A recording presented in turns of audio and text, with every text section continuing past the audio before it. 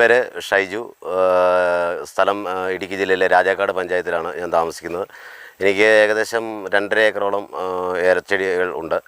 അപ്പോൾ എൻ്റെ സുഹൃത്തുക്കൾ ഈ ഒറാ ബൂസ്റ്റ് എനിക്കൊരു ടെസ്റ്റ് ഡോസായിട്ട് ഒന്ന് ഏലത്തിൽ സ്പ്രേ ചെയ്യാൻ വേണ്ടി തന്നിരുന്നു.